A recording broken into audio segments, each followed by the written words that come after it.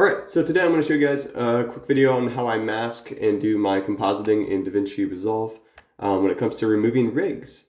So here's our full thing of all of our shots. First thing I'm going to do with this clip is rotate it to where I need because it's in portrait mode. So we're going to go to rotation angle, 90 degrees. And I got to zoom this guy out to 5.666. Or 0.5666. Okay, sweet. Because this is 1080p, I'm not even going to explain that. So now we're here in the shot, and this is actually the shot I want to go for right here, is of Mark getting cut in half. So we're just going to press Control B, splice that clip there, go to the end of the shot. Okay, that's where it switches. So we'll cut it there as well. So now we have the shot isolated. I'm just going to move these out of the way so we keep our focus. And at the start of the shot, actually, there were a few frames of just the blank clouds that I'm going to need right here. So you see those frames. Let's cut those out of there. And if we zoom in, you can see our frames here. Got two of them, of these blank guys. Okay, so now with these shots, we're going to turn them into VFX Connects clips, and that'll help us shorten them down in the Fusion page. I'll show you why in a second. Okay, so now those are both created into their own clips. They're no longer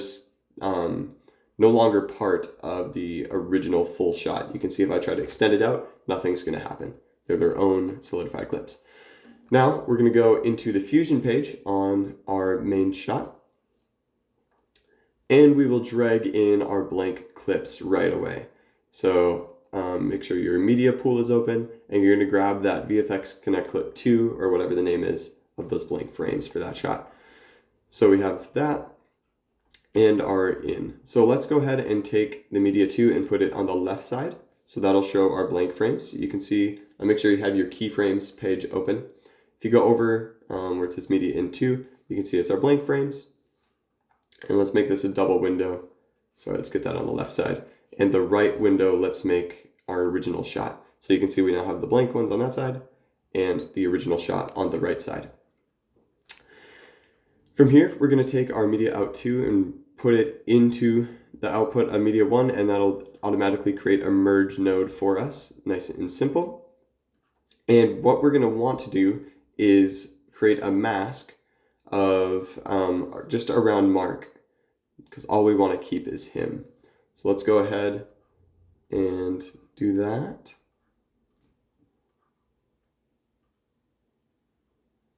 All right. Now what I'm going to do is grab the media out and drag it in here just so we can see what we're looking at. Make sure your inspector is opened up and go back to that polygon, that mask. Make sure to invert that guy. So now it's the inverse of that. And now you can see we're getting somewhere. A lot of that rig is now hidden under here because we're just letting through that blank frame around Mark. Go ahead and turn up that feathered edge, kind of soften it out a bit, maybe even drag it in ever so slightly. You obviously don't want to be cutting into the minifigure at all. And let's make sure we're on the first frame and go ahead and start that keyframe. Make sure to turn on your keyframes right here if they're not already. And just from the first frame, go ahead and kind of animate your mask as needed around your character. You don't always have to do every frame, but just make sure to review it to make sure you're not going too crazy. And we're not going to worry about the other minifigure yet. We're going to do a separate mask for that one.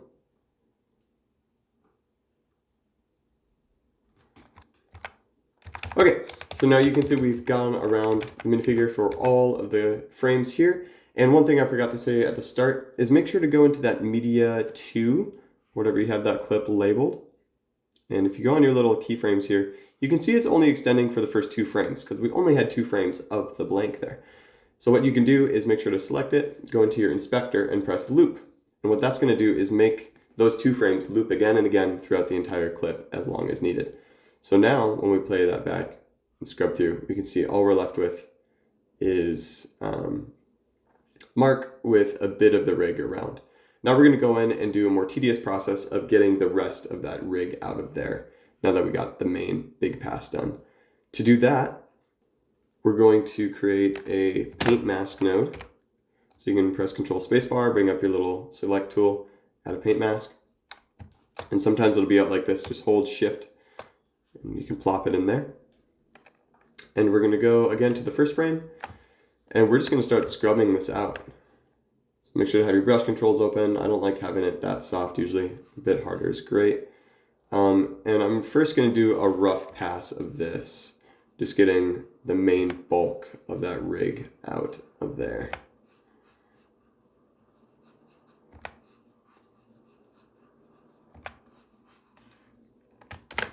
All right, so now you can see, at least for Mark's character, we have a pretty good rough cutout of just Mark. We obviously have some cleanup to do around his feet still, and around his torso when he's split in half. Now, let's go check out what we need to do for Omni-Man. For Omni-Man, what we're gonna do is actually really quick disable this polygon just so we can see where he's at in the frame. And we'll just have it turned off. It's still there. And what we're going to do is create another polygon. I'm going to throw it in between there. And what you can do with this is set its mode to subtract, maybe add, depending on what you need. And we're going to go ahead and just create another polygon that's going to be around Thrag here. Make sure to invert that as well. Okay, you can go ahead and turn this other guy back on quick, just so we can see. There he is. Okay, you don't need to invert that one, but now we have that going. We're gonna do the same thing, soften up that edge. And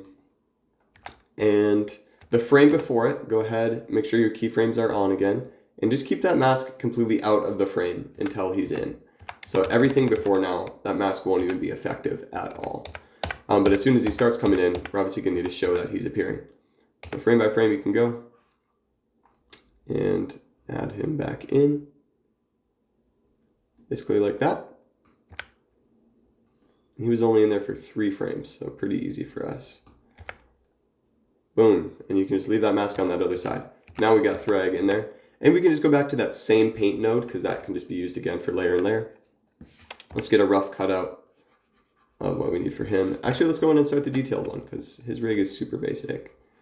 So you can just come in there, clean it up, make sure to have a bit of a soft edge, look nice and clean. And his was pretty easy. Now we can get started on Mark. We're just going to go in, make sure to have a slightly soft edge. You can be adjusting the size and stuff as needed. And you're just going to go frame by frame and clean up as needed. Here we go.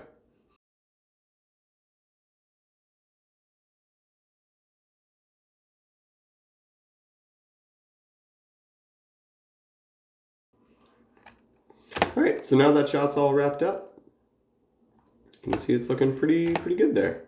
Woo! And it's playing very fast, and here's why.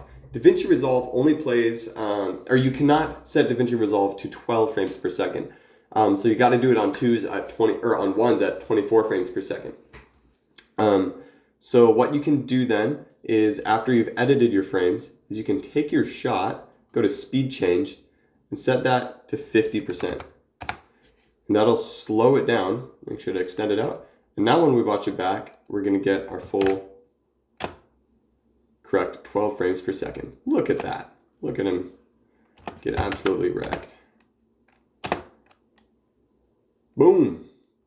And just like that, that's how you mask in DaVinci Resolve. Hope that was clear enough. This is my first time kind of doing tutorials like this, so learn it as we go. But thank you for watching. Hope you learned something, and we'll see you around.